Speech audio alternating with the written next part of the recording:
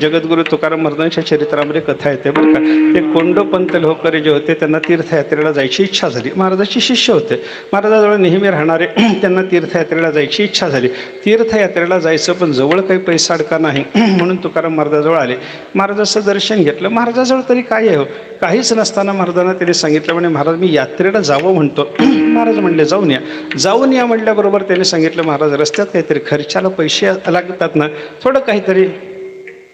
थोडं काहीतरी द्रव्य माझ्याजवळ असावं अशी इच्छा आहे. कोणाला तरी तुमच्या संबंधातल्या माणसाला सांगून मला पैसे द्यायला सांगता का. महाराजांनी सांगितलं मी कोणाला पैसा मागत नाही, कोणाला द्यायलाही सांगत नाही, मग मला काही व्यवस्था देता का. असं म्हणल्याबरोबर तुकाराम महाराजांनी काय करावं, आपल्या आसनाखाली हात घातला आणि एक तांब्याचा पैसा काढून त्याला दिला. कोंडोपंताला सांगितलं हा पैसा घ्या, तुम्ही यात्रेला जा. ते म्हणजे एका पैशानं सगळी यात्रा माझी कशी व्हायची महाराज. प्रत्येक क्षेत्रात काहीतरी दानधर्म आहे, प्रत्येक क्षेत्रामध्ये गेल्याच्या नंतर श्राद्ध तर्पण आहे, मग कोणाला ब्राह्मणाला द्यावं लागतं, देवाला काहीतरी समर्पण करावं वाटतं, कोणी गरीब समोर आला तर त्याला काहीतरी द्रव्य देण्याची इच्छा असते. एका पैशानं कसं व्हायचं.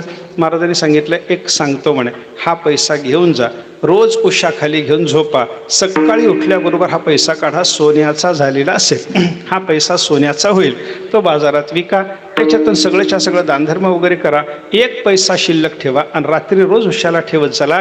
रात्री उशाखाली ठेवलेल्या पैशाचं रोज सोनं होत राहिलं. कुठे सांगितलं, जगद्गुरु तुकाराम महाराजांनी. आणि त्या महात्म्यानं काय केलं, तो पैसा घेतला, यात्रेला गेले, रोज एका पैशाचं सोनं व्हायचं, त्याचा दानधर्म करायचा, एक पैसा शिल्लक ठेवायचा आणि उशाखाली ठेवलं की पुन्हा दुसऱ्या दिवशी त्याचं सोनं व्हायचं. एवढं सोनं त्याला कुणाच्या कृपेने मिळालं तर महात्म्याच्या आशीर्वादानं. विठ्ठल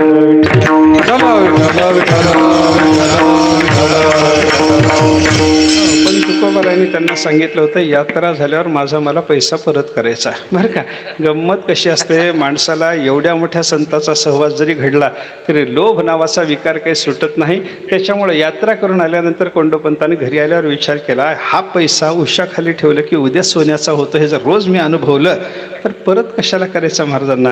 म्हणून त्याने तुकाराम महाराजाच्या दर्शनाला दुसऱ्या दिवशी गेल्यावर महाराजांनी विचारलं यात्रा झाली का. चांगली झाली म्हणे. यात्रा झाली का म्हणल्यावर चांगली झाली. कशी झाली, चांगली. माझ्या पैशाचा काही उपयोग झाला का, चांगला उपयोग झाला. रोज सोन्याचा होत होता का, होत होता. तुम्ही ते सोनं विकून पैसे दानधर्म वगैरे करत होतात का, करत होतो. एक पैसा शिल्लक ठेवला की दुसऱ्या दिवशी त्याचं सोनं होत होतं का, होत होतं. यात्रा झाली ना, आता झाली, सगळं यात्रेचं काम संपले ना, संपलं, मला पैसा परत करा बरं. तुकाराम महाराजांनी पैसा मागितल्याबरोबर कोंडोपंतानं सांगितलं महाराज माझा पैसा हरपून गेला म्हणे. तुम्ही दिलेला पैसा हरवला असं महाराजांना त्यांनी सांगितल्यावर महाराजांनी सांगितलं तसंच होईल. आणि तसंच होईल म्हणल्याबरोबर हा महात्मा घरी गेला आणि बघायला लागला तर पैसा गायबच झाला होता. विठ्ठल विठ्ठल.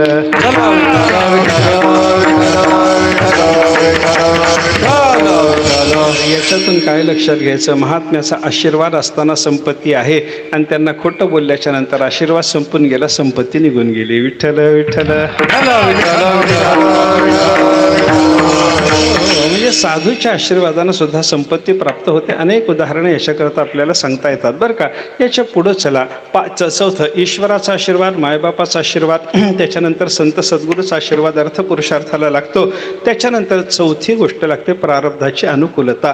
आपलं नशीब भाग्य चांगलं असलं तर मनुष्याला पैसा मिळतो, भाग्याची अनुकूलता नसली तर पैसा मिळत नाही. भाग्याचे नि भडसे, उद्यमाचे निमिसे, समृद्धी जाता पैसे घर रिगे. ज्ञानेश्वर महाराज सांगतात भाग्य जैसा अनुकूळ, केले उद्यम सदा सफळ.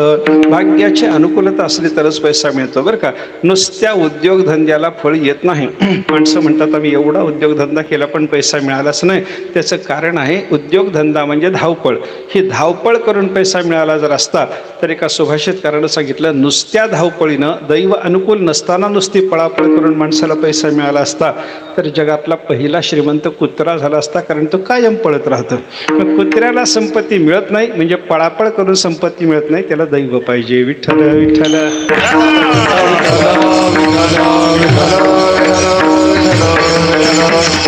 भाग्याची अनुकूलता पाहिजे. ही चौथी गोष्ट. नुसती भाग्याची अनुकूलता राहून देरे हरी पलंगावरी म्हणलं, निवांत बसून राहिला, काही उद्योगधंदा करायचा नाही म्हणला तर त्यालाही संपत्ती प्राप्त होत नाही. पहिल्यांदा ईश्वराचा आशीर्वाद मिळवावा, त्याच्यानंतर मायबापाचा आशीर्वाद मिळवावा, त्याच्यानंतर साधुपुरुषाचा संत सद्गुरूचा आशीर्वाद मिळवावा. आपल्या दैवाची अनुकूलता असावी, याच्याकरता अनेक धर्मकार्य करीत राहावं. आणि त्याच्यानंतर मनुष्यानं उद्योगधंदा केला की मग त्याचा उद्योगधंदा फळतो, त्याच्यातून त्याला द्रव्यलाभ होतो. द्रव्यलाभ करून घ्यायचा असतो बरं का. संपत्ती मिळवायला संत महात्मे नको म्हणत नाहीत. तुम्ही संपत्ती मिळवा म्हणतात, पण मिळालेल्या संपत्तीच्या संबंधानं आसक्ती धरून संपत्ती माझ्याच करता उपयोगाची असं समजू नका. देवालाही संपत्ती दिली पाहिजे, साधूलाही संपत्ती दिली पाहिजे, समाजालाही संपत्ती दिली पाहिजे, तेव्हा ती संपत्ती आपल्याला सुख देणारी ठरते. विठ्ठल विठ्ठल.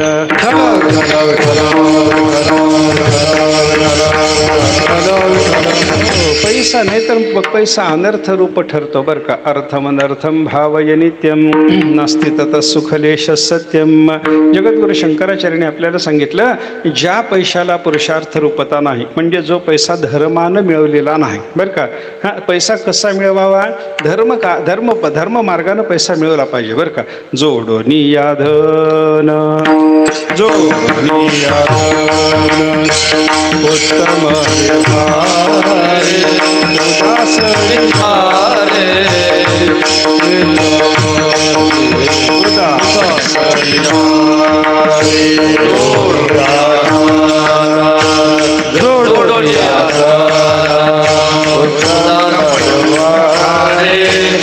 उदास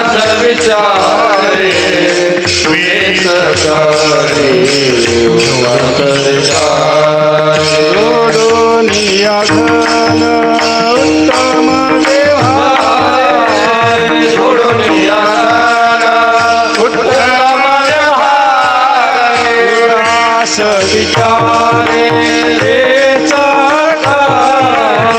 उदास विचारे,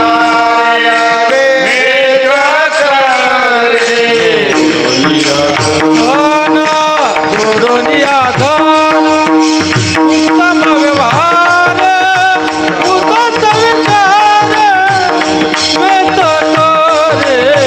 उदास विचार, जोडोनिया धन, जोडोनिया धन, उत्तम व्यवहार,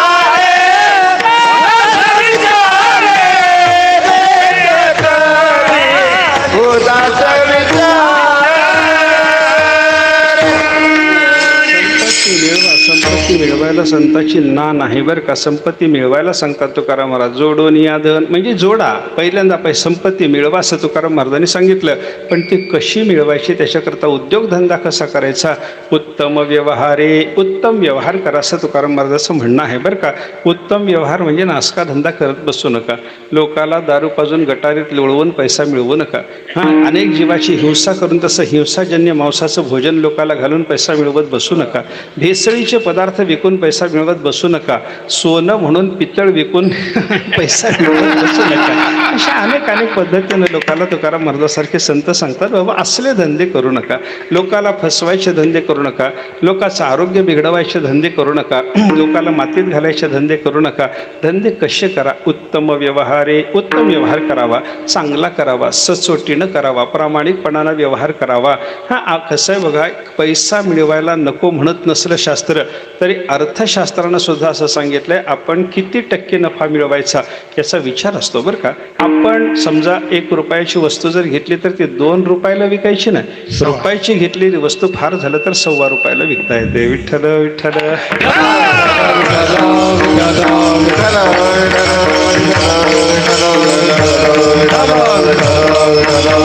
असं प्रत्येक वेळेला करता येतच असं माझं म्हणणं नाही बरं का. पण त्याच्यातल्या त्याच्यात माणसाने असं प्रामाणिकपणानं उद्योगधंदा करावा असा विचार असतो बरं का. नाहीतर कसं असतं बघा, हे व्यापारी लोकांचं कसं असतं, अगोदर कधीतरी स्वस्ताईमध्ये माल घेऊन ठेवायचा आणि मग पुन्हा महागाई आली की मग ते विकायचं. याच्यामध्ये तेजीमंदीमध्ये माणसाला बराचसा फायदा होतो. तो करून घ्यायचा की नाही याच्याबद्दल मला काही बोलायचं नाही. करून घ्यावा लागतो. व्यवहार आहे, पण तो व्यवहार करत असताना त्याच्यामध्ये सुद्धा त्याच्यातल्या त्याच्यात प्रामाणिकता असावी असा विचार संतांनी शास्त्रांनी आपल्याला समजावून सांगितलेला पाहायला सापडतो बरं का. नाहीतर कधीतरी मागं 15 रुपये तोळा सोनं असताना घेतलेलं आता 16 रुपयाला द्या म्हणजे कसं देता येतं? ते देता येतं का? ते देता येत नाही. त्याच्याकरता व्यवहाराचा विचार असतो हा भाग वेगळा. कारण 15 रुपये असताना घेतलेलं आता 1.5 लाखाला गेलं त्यावेळेला विकायला काढलं तोपर्यंत जे सांभाळलेलं आहे त्याची काहीतरी किंमत मिळाली पाहिजे की नाही? ती किंमत मिळाली पाहिजे हाही विचार आहे. सगळा विचार करून शास्त्रांनी सांगितलं आपल्याकडून लोकांची प्रतारणा होणार नाही, फसवणूक होणार नाही, बुडवणूक होणार नाही, अशा पद्धतीचा धंदा करणं म्हणजे उत्तम व्यवहारानं धन मिळवणं. बरं, उत्तम व्यवहारानं मिळवलं हो, पण मिळवलं की पैसा लगेच त्याला तिजोरीतच टाकायचं आणि कायम जन्मठेप द्यायची असं करून चालत नाही. आपला पैसा फिरता राहायला पाहिजे. फिरता राहायला पाहिजे म्हणजे त्याच्याकरता काय करावं? संपत्तीचे 3 प्रकारचे विनियोग शास्त्राने सांगितलेले आहेत बरं का. संपत्तीबद्दल पहिला विनियोग दानम, त्याचं दान करा. दान द्यावं वाटत नाही ना, मग भोग हा आपण त्याचा उपभोग तरी घ्यावा. पण ज्या माणसाला दानही द्यावं वाटत नाही आणि पैशाचा उपभोगही घ्यावा वाटत नाही अशा माणसाची संपत्ती टिकत नाही, त्या संपत्तीचा नाश होतो. विठ्ठल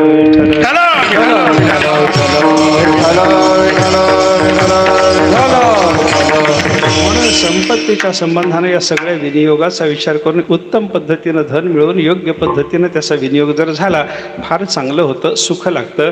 पैसा आपल्याला सुखाचा ठरावा, अर्थ ठरावा, त्याच्याकरता एवढा विचार आहे. आणि नाहीतर मग कसंही वागायला लागलो आपण तर तोच अर्थ अनर्थ होऊन बसतो आणि आपल्याला त्रास द्यायला लागतो बरं का. असा विचार शास्त्राने आपल्याला समजून सांगितलेला आहे. म्हणजे द्रव्याच्या बद्दल तो मिळवा, मिळवलेला पैसा उदास विचारे वेच करी, त्याच्याविषयी उदास राहा. उदास राहा म्हणजे तादात्म्य धरू नका, आसक्ती धरू नका, माझाच आहे म्हणू नका. त्याच्या संबंधानं उदासीनता धरून त्याचा उत्तम पद्धतीनं विनियोग माणसाला जर करता आला तर तो पैसा त्याला सुख देणारा ठरतो. या सगळ्या गोष्टीचा विचार करून शास्त्रकारांनी या 5 गोष्टी अर्थ पुरुषार्थाकरता लागतातच असं सांगितलेलं आपल्याला पाहायला सापडतं बरं का. हा अर्थ पुरुषार्थ संपादन करणं संसारी मनुष्याच्या करता आवश्यक आहे. म्हणून उद्योगधंदा करावा लागतो. हा कोयले परिवाराचा या ठिकाणी चालू असलेला हा जो आजपासून वेगळ्या पद्धतीनं मोठ्या पद्धतीनं चालू होत असलेला हा जो व्यवसाय, या व्यवसायाला सुद्धा ईश्वराचे, माता पित्याचे, संत सद्गुरूचे आशीर्वाद असावेत, यांच्या दैवाचीही अनुकूलता असावी आणि यांच्या उद्योगाचीही साथ यांना मिळावी अशी परमात्म्याच्या चरणाला प्रार्थना करतो. अभंगाचा थोडक्यात विचार करतो. विठ्ठल विठ्ठल विठ्ठल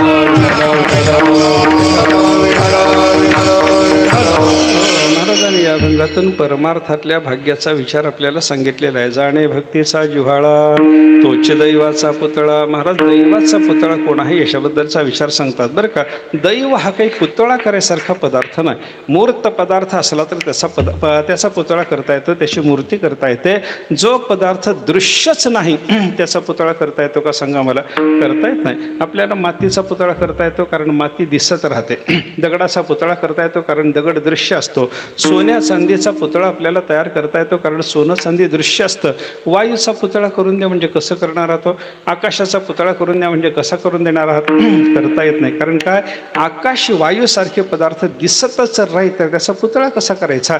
तसं दैव आपल्याला डोळ्याला दिसत नसेल तर त्याचा पुतळा कसा करायचा असा प्रश्न येतो. विठ्ठल विठ्ठल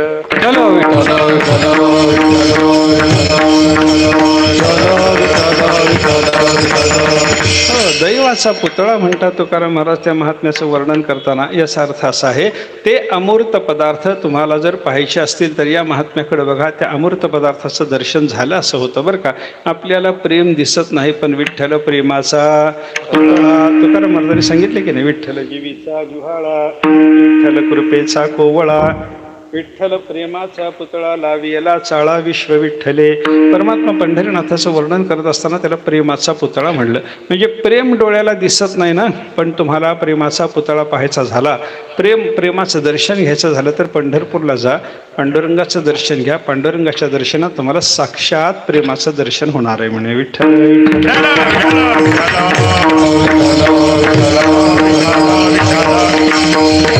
राजस कुमार मदनाचा पुतळा बरं का. पंढरपूरचा निळा लावण्याचा पुतळा, लावण्याचा पुतळा, मदनाचा पुतळा, प्रेमाचा पुतळा बरं का. कैवल्याचा पुतळा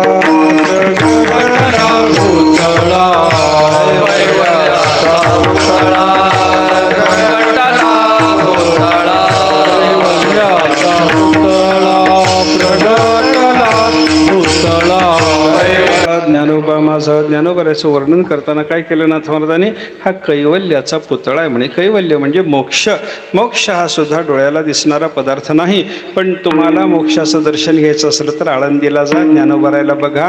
ज्ञानेश्वर महाराजांना डोळ्याला पाहिल्याबरोबर तुम्हाला मोक्षाच्या दर्शनाचं फल आहे. म्हणजे त्या अमूर्त पदार्थाच्या दर्शनाची व्यवस्था संतांनी लावून दिलेली आपल्याला पाहायला सापडते बरं का. दैवाचं दर्शन तसं घ्यायचं असलं, दैव सुद्धा अमूर्त पदार्थ आहे. प्रेम जसं दिसत नाही पण पांडुरंगाला पाहिल्यावर प्रेमाचा साक्षात्कार, त्याचप्रमाणे कैवल्य जसं दिसत नाही पण ज्ञानेश्वर महाराजाला पाहिल्यावर जसा कैवल्याचा साक्षात्कार, तसं दैव भाग्य हा सुद्धा न दिसणारा पदार्थ आहे. पण त्या भाग्याचं साक्षात दर्शन घ्यायचं जर झालं तर भक्तीचा जिव्हाळा जाणणाऱ्या पुरुषाकडे तुम्ही बघा. त्याला पाहिलं की तुम्हाला भाग्याचं दर्शन आहे असं तुकाराम महाराज या ठिकाणी सांगतात. जाणे भक्तीचा जिव्हाळा. आणि भक्तीचा जिव्हाळा म्हणले बरं का या ठिकाणी. नुसती भक्ती करणारा त्याला तुकाराम महाराज भाग्यवान म्हणत नाही. भाग्य आणि दुर्भाग्य या दोन गोष्टीचा विचार करत असताना बघा, एक हरिपाठ जरी आपण पाहिला की नाही तर ज्ञानशास्त्र आणि भक्तिशास्त्रामध्ये दुर्दैवी कोण आणि भाग्यवान कोण दोन्ही विचार ज्ञानोबारांनी सांगितले. विठ्ठल विठ्ठल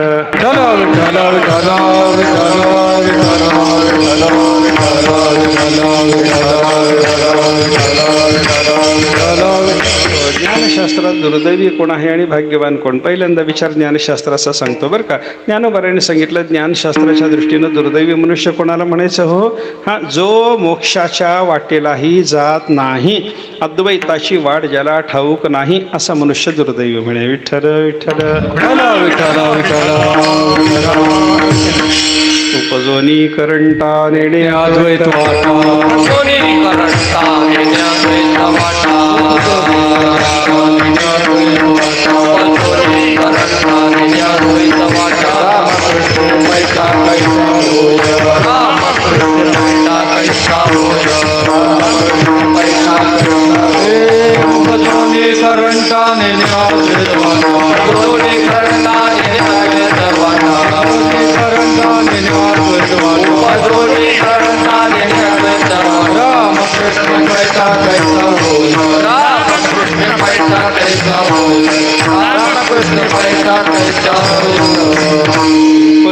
करंटा नेणे अद्वैत वाटा. मनुष्य देहाला जन्माला आला पण जन्माला येऊन करंटा कोण, करंटा म्हणजे दुर्दैवी. दुर्दैवी कोण आहे याचा विचार सांगितला. नेणे अद्वैत वाटा, अद्वैताचा मार्ग सुद्धा ज्याला माहिती नाही. रामकृष्ण पैठा कैसेनी होय, अशा मनुष्याला रामकृष्णाच्या स्वरूपाच्या ठिकाणी स्थिरता कशी मिळायची आणि अद्वैताचा मार्ग जाणावा, त्या मार्गाने जावं, अद्वैत ज्ञान संपादन करावं, मग रामकृष्णाच्या स्वरूपाच्या ठिकाणी स्थिरता प्राप्त होते. पण रामकृष्णाच्या स्वरूपाच्या ठिकाणी स्थिरता प्राप्त करून घेण्याकरता आवश्यक असलेली जी अद्वैताची वाट आहे ती ज्याला ठाऊक नाही जगामध्ये त्याच्यासारखा दुर्दैवी कोणी नाही. उपजोनी करंटा. मनुष्य देहाला जन्माला आला पण तो करंटा, कपाळ करंटा मनुष्याचं ज्ञानोबारे सांगतात बरं का. हे दुर्दैवी माणसाचं, ज्ञानाच्या दृष्टीने दुर्दैवी माणसाचं वर्णन झालं बरं का. आता ज्ञानशास्त्राच्या दृष्टीनं भाग्यवान कोण आहे त्याचंही वर्णन ज्ञानोबारे करतात. हरिपाठातून त्याचाही शोध आपल्याला घेता येतो. त्याचं चिंतन जर आपल्याला करायचं झालं तर माऊलीचं एक प्रमाण सांगतो आपल्याला बरं का.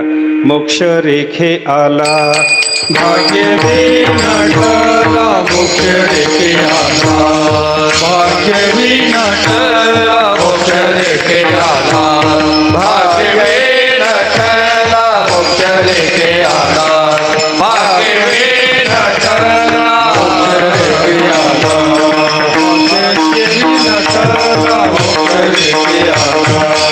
भाग्य विनाटला,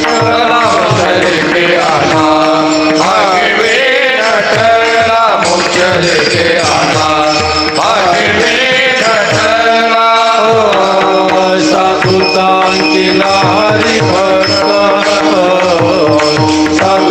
विनाटला, हरि मुखे मना, हरि मुखे मना, हरि मुखे मना, हरि मुखे मना. साधुताई केला हरि भक्त, साधुताई केला हरि भक्त, हरि मुखे मना, हरि मुखे मना, हरि मुखे मना, हरि मुखे मना.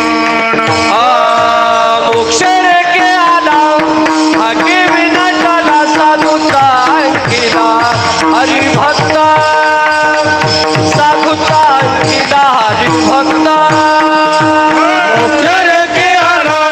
भाग्य विनाटला साधूचा अंकिला हरिभक्त साधूचा अंकिला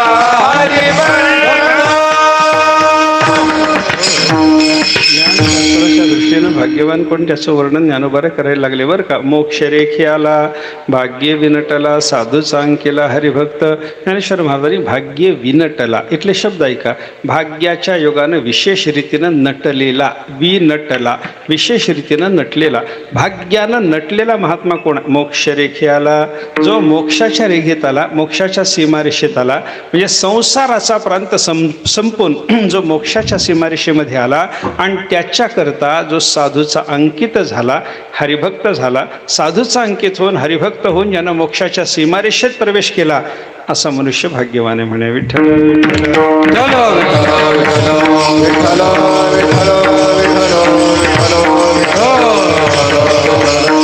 आता भक्तिशास्त्राच्या दृष्टीनं हे ज्ञानाच्या दृष्टीनं चिंतन झालं. अद्वैताची वाटही ठाऊक नसलेला जसा दुर्दैवी आहे तसा मोक्षाच्या सीमारेषेत आलेला हरिभक्त असलेला साधूचा दास असलेला तो भाग्यवान आहे असं चिंतन भक्ती ज्ञानाच्या दृष्टीनं झालं. आता भक्तिशास्त्राच्या दृष्टीनं विचार करा. भक्तिशास्त्राच्या दृष्टीनं दुर्दैवी कोण? ज्ञानोबाराच्या हरिपाठातलं त्याचं चिंतन आहे का बरं का. हां, ज्ञानोबारांनी काय सांगितलं? हरिसिन भजत दैव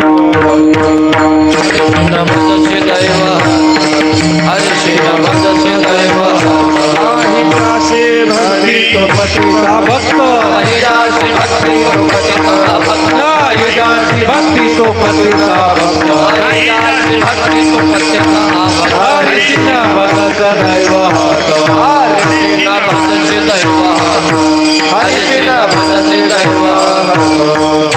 नाही जासी भक्ती, ज्याच्या अंतःकरणामध्ये देवाच्या संबंधातला प्रेमभाव नाही, भक्ती ज्याच्या मनामध्ये नाही तो पतित, त्याचं अधःपतन झालेलं आहे असं समजा, अभक्त समजा त्याला.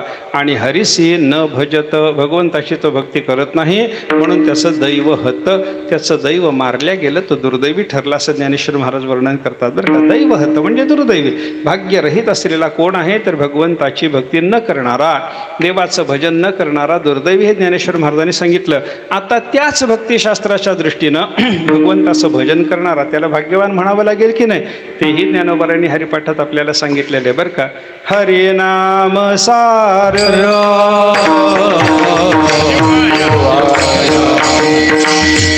हरिनाम सार जिव्हाया नामाचे हरिनाम सार जिव्हाया नामाचे हरिनाम सार जिव्हाया नामाचे हरिनाम सारा जिव्हाया नामाचे उपमा त्या दैवाची गुणवाणी उपमा त्या दैवाची गुणवाणी उपमा त्या दैवाची गुणवाणी उपमा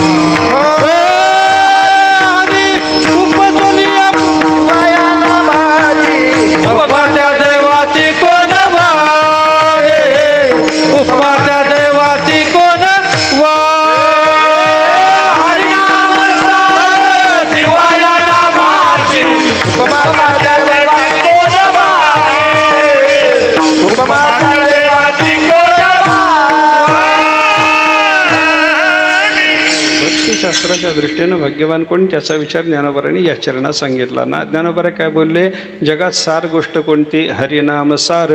जगामध्ये सार गोष्ट आहे हरिनाम, बरं का. जिव्हा या नामाचे, मग आपण काय करावं, हरिनाम जे सार आहे ते हरिनाम, सार असलेलं हरिनाम घेण्याकरता आपण जिव्हा योजून टाकावी. आपण देवाचं नाम जिव्हेनं घेत राहावं. आणि जिव्हेनं घेत राहणं याचा अर्थ काय, जिव्हा या नामाची, जिव्हा या नामाचीच करून टाकायची.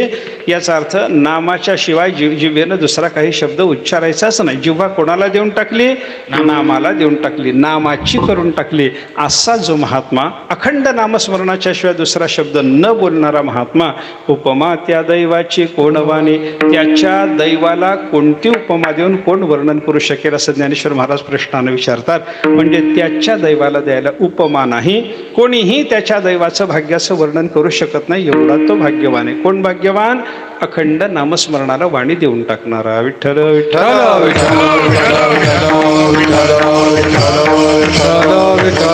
म्हणजे हरिपाठात केवळ ज्ञानेश्वर महाराजांनी ज्ञान आणि भक्ती दोन शास्त्राच्या दृष्टीनं दुर्दैवी कोण आणि भाग्यवान कोण याचा विचार सांगितला. तसा प्रस्तुत अभंगामध्ये भक्तिशास्त्राच्या दृष्टीनं भाग्यवान कोण त्याचा विचार, परमार्थाच्या दृष्टीनं संताच्या दृष्टीनं भाग्यवान कोण याचा विचार तुकोबारे बोलतात. महाराजांनी सांगितलं, जो भक्तीचा जिव्हाळा जाणतो. शब्द कसे बघा, जाणे भक्तीचा जिव्हाळा तोचे दैवाचा पुतळा. खरा दैवाचा पुतळा, खरा भाग्यवान कोण, भक्तीचा जिव्हाळा जाणणारा, भक्ती करणारा म्हणलं नाही. भक्ती करणारा एखादा मनुष्य दंभानं सुद्धा भक्ती करू शकतो. दंभे करुत भक्ती सोंगे दाऊ जना. दंभानं भक्ती करणारे, लोकाला सोंग दाखवणारे, लोकाला फसवणारे, लोकाला फसवाय करताच भक्तीचा आभास निर्माण करणारे असे जे लोक असतात ना, अशा लोकांच्या भजनाचं वर्णन करताना महाराजांनी सांगितलं, भजन ते ओंगळवाणे नरका जाणे चुकेना. असे दंभानं भक्ती करणारे लोक, त्यांना भाग्यवान म्हणलं नाही. दंभाचं कसे बघा, तुकाराम महाराजांनी सांगितलं, दंभ जोपर्यंत उघडा पडत नाही तोपर्यंत दंभानं काही संसारातली फलं मिळतात.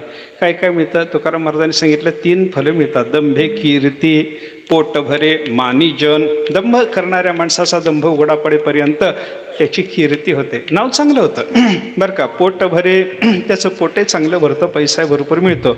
आणि मानी जन, लोक सन्मानही करायला लागतात. पण असं जरी संसारातलं फल मिळत असलं, कल्याण होतं का हो. स्वहित साधन नव्हे काही, स्वहित साधन नव्हे काही, स्वहित साधन नव्हे काही. कीर्ती पोट भरे मानी जन, समजे कीर्ती पोट भरे मान जन, कीर्ती पोट भरे मानी जन, कीर्ती पोट भरे मान जन. स्वहित साधन नव्हे काही, स्वहित साधन नव्हे काही, स्वहित साधन नव्हे काही. करणाऱ्या माणसाला कीर्ती, पोट भरणं, लोकांकडून मान सन्मान मिळणं असे जरी फले मिळत राहिले तरी परंतु तुकाराम महाराज सांगतात की बाबा स्वहित साधन नव्हे काही. त्याच्या स्वहिताचं साधन त्याच्याकडून होत नाही. मग काय उपयोग त्याचा. कल्याण जर होणार नसेल, देवाचा साक्षात दंभानं साक्षात्कार होईल का हो. सोंगे छंदे का देव जोडे ऐसे नाही, देव जोडे ऐसे नाही, देव जोडे ऐसे नाही. आज सोंगे छंदे काय, देव जोडे ऐसे नाही, देव जोडे ऐसे नाही, देव जोडे ऐसे नाही. सोंग लोकाला सोंग दाखवण्याकरता भक्तीचा डामडोल मांडणारे असे जर लोक असतील तर तुकाराम महाराज सांगतात, देव जोडे ऐसे नाही. त्याला देव प्राप्त होईल असं नसतं, म्हणून त्याची भक्ती कामाची नाही. म्हणून नुसता दंभानं भक्ती करणारा त्याला तुकाराम महाराज भाग्यवान म्हणत नाहीत, हे लक्षात घ्या बरं का.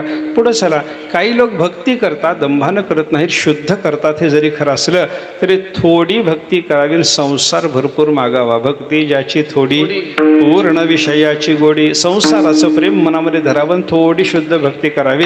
असे जे लोक आहेत त्यालाही तुकाराम महाराज भाग्यवान म्हणत नाहीत. म्हणजे काय काय असलं पाहिजे, भक्ती केली पाहिजे. पहिली गोष्ट ती दंभानं नसली पाहिजे. दुसरी गोष्ट ती शुद्ध असली पाहिजे. तिसरी गोष्ट, आणि ती शुद्ध करताना सुद्धा थोडी करून चालत नाही, भरपूर करावी लागते. ही चौथी गोष्ट. आणि ती भरपूर करताना सुद्धा कोणत्याही प्रकारची संसाराची कामना ठेवू नये. ही पाचवी गोष्ट ज्याच्या अंतःकरणात आहे तो भक्तीचा जिव्हाळा म्हणजे वर्म जाणणारा ठरला. विठ्ठल विठ्ठल आणि असा जो महात्मा आहे तो चिदैवाचा पुतळा, तो जगामध्ये दैवाचा पुतळा आहे आणि तो भाग्यवान असल्यामुळे तुकाराम महाराज म्हणतात माझ्या मनाला तो येतो. दुसरा कोणी भले पंडित असो शहाणा असो माझ्या मनाला येत नाही. दुसऱ्याच्या अनेक नाही माझे मना हो का पंडित शहाणा. तुकाराम महाराज सांगतात की बाबा भक्तीचा जिव्हाळा भक्तीचं वर्म जाणणाऱ्या महात्म्याला सोडून दुसरा कोणी कसंही असो भले पंडित असेल शहाणा असेल माझ्या मनाला येत नाही असं महाराजांचं म्हणणं आहे. आता पंडित कोण आणि शहाणा कोण हो? जगामध्ये 4 अक्षरं शिकलेल्या माणसाला पंडित म्हणतात आणि त्याला शहाणा म्हणतात. 4 अक्षरं शिकला की शहाणा, 4 अक्षरं शिकून आला की पंडित, अशी आपली भाषा असते की नाही. मग पंडित आणि शहाणा दोन्ही एकाच अर्थाचे शब्द झाले तर तुकाराम महाराज एकदम वापरतील का हो? एकाच वाक्यामध्ये एकाच अर्थाचे 2-2 शब्द वापरायची गरज असते का?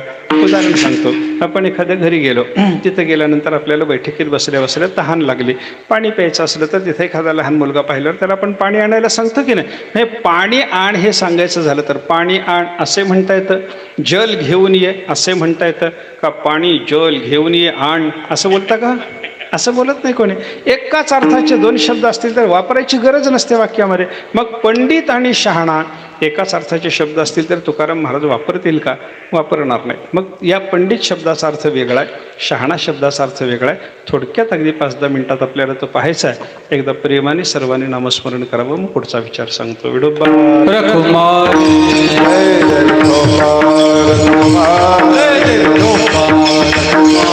जगद्गुरु तुकाराम महाराज या अभंगातून परमार्थाच्या दृष्टीनं खरा भाग्यवान कोणी याच्याबद्दलचा विचार सांगतात. ज्याच्या अंतःकरणात भक्तीचा जिवंत झरा आहे, जो भक्ती करतो दंभानं न करता खरीच करतो आणि खरी केलेली भक्तीसुद्धा सकाम भावानं करत नाही, विपुल प्रमाणात करतो आणि सकाम भावना त्या भक्तीमध्ये ठेवत नाही, असा जो महात्मा तो भक्तीचा जिव्हाळा जाणणारा आणि तो दैवाचा पुतळा आहे. तोच भाग्यवान असल्यामुळं माझ्या मनाला येतो. बाकी भले पंडित असेल भले शहाणा असेल, भक्तीचा जिव्हाळा जर त्याच्या अंतःकरणात नसला तर तो माझ्या मनाला येत नाही असं महाराज सांगतात. आता पंडित कोण आणि शहाणा कोण हा मुद्दा आहे. पंडित आणि शहाणा शब्दाचा अर्थ एक नाही, कारण महाराजांनी 2 शब्द एका वाक्यात वापरलेले आहेत. पंडित कोणाला म्हणायचं आणि शहाणा कोणाला म्हणायचं याचा जर विचार करायचा झाला तर ज्याला शास्त्र कळतं त्याला पंडित म्हणतात आणि ज्याला व्यवहार कळतो त्याला शहाणा म्हणतात.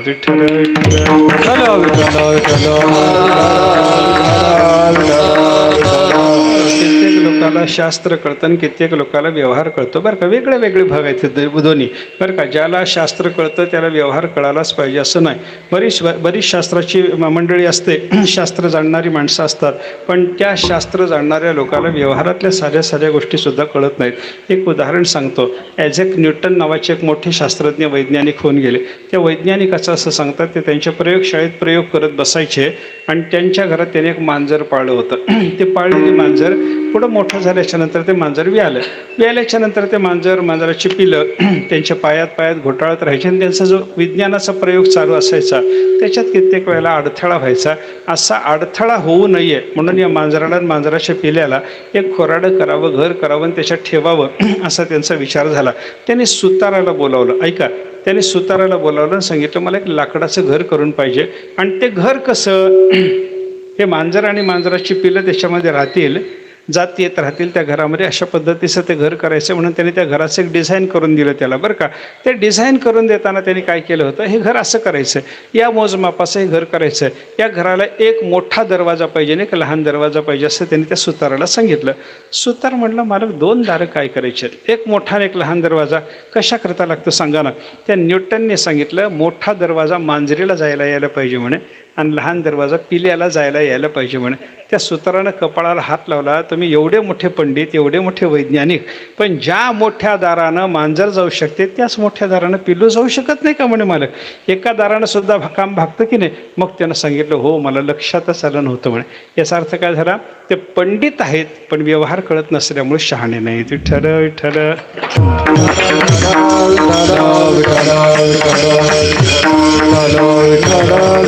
बऱ्याच लोकांचं असं होतं बरं का. बरेच लोक असे शास्त्र जाणणारे असतात, त्याच्यामुळे त्यांना पांडित्य असतं, पण व्यवहारातले त्यांना अक्कल नसते. काही लोकांना व्यवहार चांगला कळतो, पण शास्त्रातलं काही कळत नाही. म्हणजे माणसाचे 4 वर्ग होतात बघा. काही लोकांना पांडित्य असतं, शहाणपण नसतं. काही लोकांना शहाणपण असतं, पांडित्य नसतं. काही लोकांना पांडित्य शहाणपण दोन्ही गोष्टी प्राप्त झालेल्या असतात. आणि काही लोकांना हेही नाही तेही नाही, पंडितही नाहीत, शास्त्रही कळत नाही, व्यवहारही कळत नाही. त्याच्या अशा लोकांना काय म्हणायचं हो? त्याला पंडितही म्हणता येत नाही, त्याला शहाणाही म्हणता येत नाही. मराठीमध्ये त्याला एक शब्द आहे बघा ठरलेला, येडं गाजर म्हणतात त्याला. काही काही कळत नाही, काही कळत नाही, शास्त्रही कळत नाही, व्यवहारही कळत नसला तर. बरं का, आमचे गुरुजी त्याच्यात अजून गमतीनं असं सांगायचे, शास्त्र आणि व्यवहार दोन्ही न कळणारा पुरुष असला तर वेडं गाजर, बरं का. आणि शास्त्र आणि पांडित्य, शास्त्र आणि व्यवहार दोन्ही कळणारी जर बाई असली तरी येडी हळद म्हणायचं. म्हणजे बाकी काय, दोन्ही शब्द एकाच अर्थाचे साधारणपणे. पांडित्य नाही, व्यवहारही कळत नाही, अशी त्यांची अवस्था असते. पण तुकोबाराने सांगितलं, भले शास्त्र कळणारा पंडित असू द्या, भले व्यवहार करणारा शहाणा असू द्या, पण त्याला जर भक्तीचा जिव्हाळा मनामध्ये नसला तर महाराज म्हणतात तो माझ्या मनाला येत नाही. मग मनाला कोण येतो? भक्तीचा जिव्हाळा जाणणारा मनाला येतो. तो कसा ओळखायचा आणि किती मनाला येतो? महाराज 3ऱ्या चरणातून रूपी जडले. तुकाराम महाराजांच्या मनाला येणारा कोण आहे? तर भक्तीचा जिव्हाळा जाणणारा. तो भक्तीचा जिव्हाळा जाणणारा ओळखायचा कसा? त्याची खूण तुकाराम महाराजांनी सांगितली, नाम रूपी जडले चित्त. ज्याचं चित्त देवाच्या नाम आणि रूपाच्या ठिकाणी जडलं, तो महात्मा भक्तीचा जिव्हाळा जाणणारा समजा, त्याला ओळखा. अशा पद्धतीने त्याची ओळख तुकाराम महाराजांनी आपल्याला सांगितली बरं का. नामात चित्त जडलं की मनुष्य अखंड नामस्मरण करतो, आणि रूपात चित्त जडलं की मनुष्याच्या रूपाचं, महात्मा देवाच्या रूपाचं ध्यान करायला लागतो बरं का. असं नामरूपात ज्याचं चित्त जडलं तो महात्मा, महाराज म्हणतात मला आवडतो. आणि किती आवडतो? तर त्याचा दास मी अंकित, मी त्याचा अंकित दास होऊन राहतो, एवढी त्याची माझ्या मनाला आवड आहे, असं महाराजांनी सांगितलं बरं का. आता आवडणारा असा भक्तीचा जिव्हाळा जाणणारा महात्मा, त्याचा मी दास होतो म्हणल्याच्या नंतर लोकांनी महाराजांना विचारलं, महाराज दास व्हा, पण त्याचा दास होताना तो शुद्ध आहे की नाही याचा विचार करा. त्याला महाराज शेवटच्या चरणातून उत्तर, तुका म्हणे नववीरा